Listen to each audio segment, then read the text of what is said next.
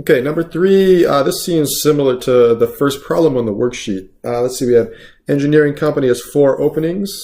Okay, so we're choosing a total of 4 people. And the applicant pool consists of 6 database administrators. Let's make those green. And 8 network engineers. Let's make those blue. Okay, what's the probability that all 4 are network engineers? Okay, so basically we're looking for the probability that this happens. Okay, so how many ways can we choose 4 network engineers? How many ways can we choose 4 people in total? So that's our definition of probability. It's the number of ways our event could happen. And let's see, we have network engineers, that's blue. So there's 8 of them and we're picking 4. We're just picking a group of 4, so order doesn't matter. No repeats, order doesn't matter, that has to be a combination. So the number of ways we could pick 4 network engineers, 8 combination 4. And divided by the total number of ways this procedure can happen, or the total number of ways we could pick 4 people out of all the possible options. We have 6 database administrators, 8 network engineers, so that's 14 people in total. So of those 14, how many ways can we choose 4? No repeats, order doesn't matter. Okay, so let me pop over to Excel. 8 combination 4 is 70, and 14 combination 4 is 1001. So we're at 70 divided by 1001, and again, I'll do the calculations on Excel. We're done with that. Equals 70 divided by 1001, and let's round this to 4 decimal places, 0.0699. Okay, so that looks good.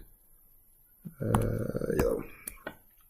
Okay, so now in part B, what's the probability that of the 4 people chosen, we have exactly 3 database administrators and 1 network engineer? Again, this is a situation where we use the fundamental counting principle, or the fundamental counting rule. We're splitting our counting process into 2 steps.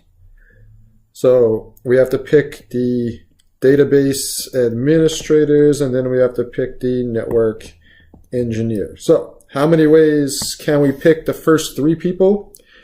There's 6 to choose from. We're picking 3.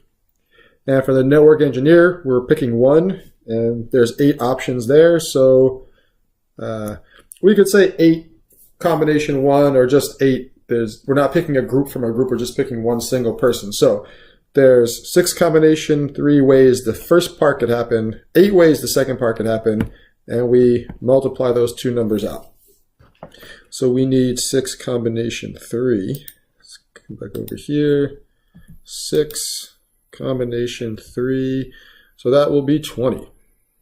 And if we say 20, oh, no, first we'll come back over here.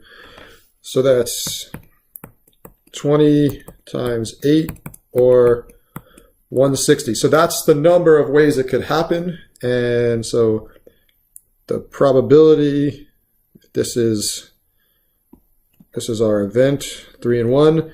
The probability of this happening should be the number of ways it can happen, which is 160, divided by the total number of possible outcomes.